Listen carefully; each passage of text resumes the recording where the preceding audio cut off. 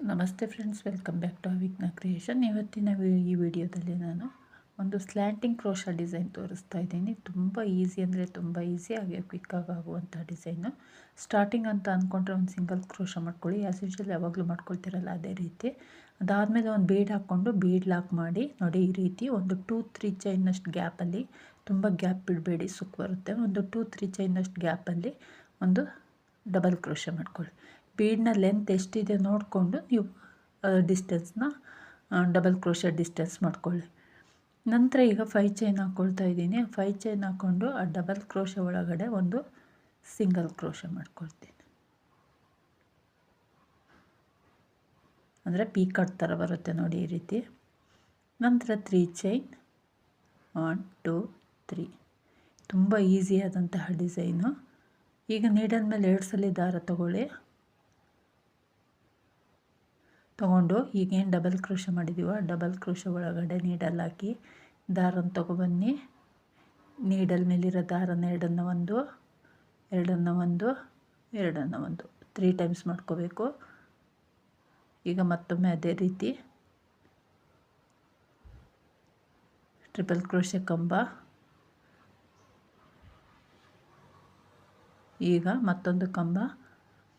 ತುಂಬ ಈಸಿಯಾದಂಥ ಡಿಸೈನು. ಇದಕ್ಕೆ ಒಂದು 400 to 450ವರೆಗೂ ಚಾರ್ಜ್ ಮಾಡ್ಬೋದು. ವಿತೌಟು ಕುಚ್ಚು ಕೂಡ ಬರುತ್ತೆ. ಇದಕ್ಕೆ ಕುಚ್ಚುಗೆ ನೀವು ಯಾವ ರೀತಿ ಕುಚ್ಚು ಬೇಕೋ ಆ ರೀತಿ ಹಾಕ್ಕೋಬೋದು. ಅಂದರೆ ನಾನು 3 ಆರ್ಚಿಗೆ ಒಂದು ಕುಚ್ಚಿಗೆ ಜಾಗ ಮಾಡ್ಕೊಂಡಿದ್ದೀನಿ. ನೀವು ಬೇಕಾದ್ರೆ 2 ಆರ್ಚಿಗೆ ಒಂದು ಕುಚ್ಚು ಮಾಡ್ಕೋಬೋದು, ಇಲ್ಲ 3 ಆರ್ಚಿಗೆ ಒಂದು ಕುಚ್ಚು, 4 ಆರ್ಚಿಗೆ ಒಂದು ಕುಚ್ಚು. ಜಾಸ್ತಿ ಬೇಕು ಅನ್ನೋರು ಕಡಿಮೆ ಆರ್ಚ್ ಮಾಡ್ಕೋಬೋದು, ಕುಚ್ಚು ಕಡಿಮೆ ಬೇಕು ಅನ್ನೋರು ಜಾಸ್ತಿ ಆರ್ಚನ್ನು ಮಾಡ್ಕೋಬೋದು.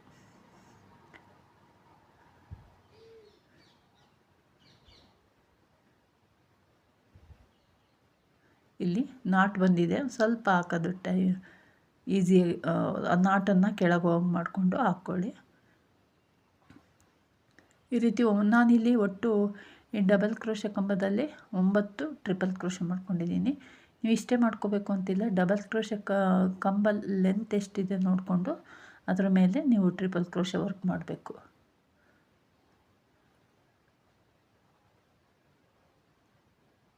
ನೋಡಿ, ಈಗ 9 ಕಂಬಗಳಾಯಿತು. ನಂತರ ಇದನ್ನು ಈ ರೀತಿ ಸ್ಲ್ಯಾಂಟಾಗಿ ಲಾಕ್ ಮಾಡ್ಕೋಬೇಕು.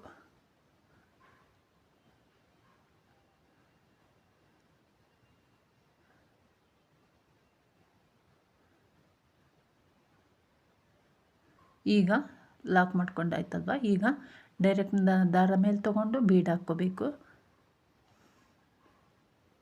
ಬೀಡ್ ಹಾಕ್ಕೊಂಡು ಬೀಡ್ ಲಾಕ್ ಮಾಡಿಕೊಂಡು ನೀಡಲ್ ಮೇಲೊಮ್ಮೆ ದಾರ ತಗೊಳ್ಳಿ. ಒಂದು 2 ಚೈನಷ್ಟು ಗ್ಯಾಪ್ ಬಿಟ್ಟು ನೀಡಲ್ ಹಾಕಿ ದಾರನ ತೊಗೊಬನ್ನಿ. ಒಂದು ಡಬಲ್ ಕ್ರೋಶೆ. ಈಗ 5 ಚೈನ್ ಹಾಕ್ಕೊಳ್ತಾ ಇದ್ದೀನಿ. 5 ಚೈನ್ ಹಾಕ್ಕೊಂಡು ಆ ಡಬಲ್ ಕ್ರೋಶೆ ಒಳಗಡೆ ಒಂದು ಸಿಂಗಲ್ ಕ್ರೋಶೆ ಮಾಡ್ಕೊಳ್ಳೋಣ.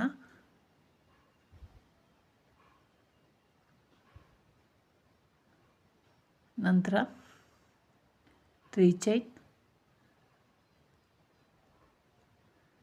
ಚೈನ್ ಹಾಕ್ಕೊಂಡು ಈಗ ಆ ಡಬಲ್ ಕ್ರೋಶೆ ಒಳಗಡೆ 9 ಟ್ರಿಪಲ್ ಕ್ರೋಶೆ ಕಂಬಗಳನ್ನ ಮಾಡ್ಕೊಳ್ಳೋಣ. ನೋಡಿ, ತುಂಬ ಈಸಿಯಾದಂತಹ ಡಿಸೈನು. ಯಾರು ಬೇಕಾದರೂ ಟ್ರೈ ಮಾಡ್ಬೋದು, ಕ್ರೋಶಾ ವರ್ಕ್ ಗೊತ್ತಿದ್ರು ಸಾಕು. ನೋಡಲಿಕ್ಕೂ ಕೂಡ ಡಿಸೈನ್ ತುಂಬ ಚೆನ್ನಾಗಿ ಕಾಣುತ್ತೆ. ಹಾಗೆ ಕ್ವಿಕ್ಕಾಗಿ ಆಗುವಂತಹ ಡಿಸೈನು, ಫಾಸ್ಟಾಗಿ ಹಾಕ್ಕೊಳ್ತಾ ಹೋಗ್ಬೋದು, ಸಿಂಗಲ್ ಸ್ಟೆಪ್ ಡಿಸೈನ್ ಆಗಿರೋದ್ರಿಂದ.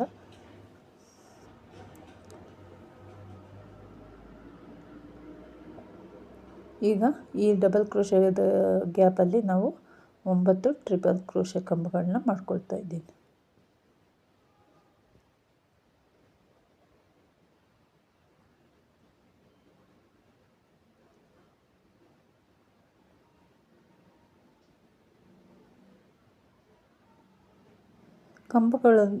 ಟ್ರಿಪಲ್ ಕ್ರೋಶೆ ಕಂಬಗಳನ್ನ ನಾವು ಎಷ್ಟು ನೀಟಾಗಿ ಮಾಡ್ಕೊಳ್ತೀವೋ ಅಷ್ಟು ನೀಟ್ ಫಿನಿಶಿಂಗ್ ಬರುತ್ತೆ. ಯಾವುದೇ ಡಿಸೈನ್ ಆಗಲಿ ನಾವು ಫಿನಿಶಿಂಗು ನೀಟಾಗಿ ಕೊಟ್ವಿ ಅಂದರೆ ಆ ಡಿಸೈನ್, ಎಲ್ಲ ಡಿಸೈನು ಕೂಡ ನಮಗೆ ರಿಚ್ ಲುಕ್ಕ ಕೊಡುತ್ತೆ, ಚೆನ್ನಾಗಿರುತ್ತೆ. ನೀಟ್ ಫಿನಿಶಿಂಗ್ ಇದ್ದರೆ ನಾವು ಯಾವ ರೀತಿ ವರ್ಕ್ ಮಾಡ್ತೀವಿ ಅನ್ನೋದ್ರ ಮೇಲೆ ಆ ಡಿಸೈನು ಕಾಣುತ್ತೆ. ನೋಡಿ ಈಗ 9 ಟ್ರಿಪಲ್ ಕ್ರೋಶೆ ಆಯಿತು. ಈಗ ಇದನ್ನು ಕೂಡ ಈ ರೀತಿ ಸ್ಲ್ಯಾಂಟಾಗಿ ಲಾಕ್ ಮಾಡ್ಕೊಳ್ಳೋಣ.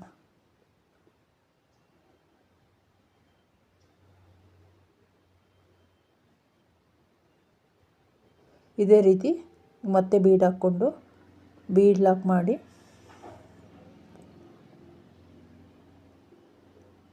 ನೀಡಲ್ ಮೇಲೊಮ್ಮೆ ದಾರ ತಗೊಂಡು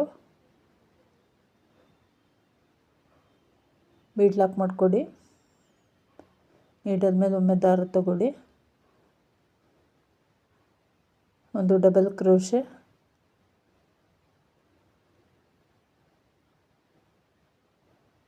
ನಂತರ ಡಬಲ್ ಕ್ರೋಶೆ ಆಯ್ತಲ್ವ. ಈಗ 5 ಚೈನ್ ಹಾಕ್ಕೊಂಡು ಡಬಲ್ ಕ್ರೋಶೆ 5 ಚೈನ್ ಹಾಕ್ಕೊಂಡು ಒಂದು ಪೀಕಾಟ್ ಮಾಡ್ಕೋಬೇಕು. ಡಬಲ್ ಕ್ರೋಶೆಗೆ ಒಂದು ಸಿಂಗಲ್ ಕ್ರೋಶೆ ಮಾಡ್ಕೋಬೇಕು. ನಂತರ 3 ಚೈನ್ ಹಾಕ್ಕೊಂಡು ಟ್ರಿಪಲ್ ಕ್ರೋಶೆ ವರ್ಕ್ ಮಾಡಬೇಕು. ನಾನಿಲ್ಲಿ ಸ್ಟಾರ್ಟಿಂಗ್ ಪೀಕಾಟ್ನ ಸ್ಕಿಪ್ ಮಾಡಿ ಮಿಸ್ ಆಗಿದೆ. ನೀವು ಹಾಕ್ಬೇಕಾದ್ರೆ ನೋಡಿಕೊಂಡು ಪ್ರೀವಿಯಸ್ಸಲ್ಲಿ ಏನು ತೋರಿಸಿದ್ದೀನೋ ಅದೇ ರೀತಿ ಫಾಲೋ ಮಾಡಿ. ನಾನು ಮಿಸ್ ಮಾಡ್ಕೊಂಡಿದ್ದೀನಿ. ಇಲ್ಲಿ ಪೀಕಾಟ್ ಬಿಟ್ಟು ಡೈರೆಕ್ಟಾಗಿ ಟ್ರಿಪಲ್ ಕ್ರೋಶೆ ಮಾಡಿದ್ದೀನಿ. ಆ ಥರ ಮಾಡಬೇಡಿ. ನೋಡಿ, ಪೀಕಾಟ್ ಮಾಡಿಕೊಂಡು ಟ್ರಿಪಲ್ ಕ್ರೋಶೆ ಮಾಡಿಕೊಡಿ. ಅದಾದಮೇಲೆ ಈ ರೀತಿ ಸಿಂಗಲ್ ಕ್ರೋಶೆ ಮಾಡಿಕೊಂಡು ಲಾಕ್ ಮಾಡ್ಕೊಳ್ಳೋಣ. ನಾನು 3 ಆರ್ಚಿಗೆ ಒಂದು ಕುಚ್ಚಿಗೆ ಜಾಗ ಮಾಡ್ಕೊಂಡಿದ್ದೀನಿ. ಈಗ 3 ಆರ್ಚ್ ಆಯ್ತಲ್ವ. ಈಗ 5 ಚೈನ್ ಹಾಕ್ಕೊಳ್ತೀನಿ. 5 ಚೈನ್ ಯಾಕೆಂದರೆ ಒಂದು ಸ್ವಲ್ಪ ಗ್ಯಾಪ್ ಇರಲಿ ಅಂತ.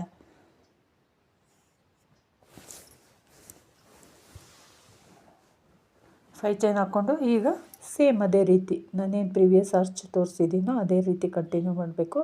ಕಂಪ್ಲೀಟ್ ಆದಮೇಲೆ ಈ ರೀತಿ ಕಾಣುತ್ತೆ ನೋಡಿ. ತುಂಬ ಚೆನ್ನಾಗಿ ಬಂದಿದೆ ಡಿಸೈನು.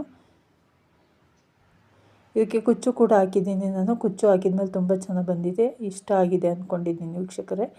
ಇಷ್ಟ ಆಗಿದ್ದರೆ ಒಂದು ಲೈಕ್ ಕೊಡೋದನ್ನು ಮರಿಬೇಡಿ. ಯಾರೆಲ್ಲ ಸಬ್ಸ್ಕ್ರೈಬ್ ಮಾಡ್ಕೊಳ್ದೆ ನೋಡ್ತಿದ್ದೀರಾ ಪ್ಲೀಸ್ ಸಬ್ಸ್ಕ್ರೈಬ್ ಮಾಡ್ಕೊಳ್ಳಿ, ಸಪೋರ್ಟ್ ಮಾಡಿ. ನಿಮ್ಮ ಅನಿಸಿಕೆಗಳನ್ನ ಕಮೆಂಟ್ ಬಾಕ್ಸಲ್ಲಿ ತಿಳಿಸಿ. Thank you for watching. Bye.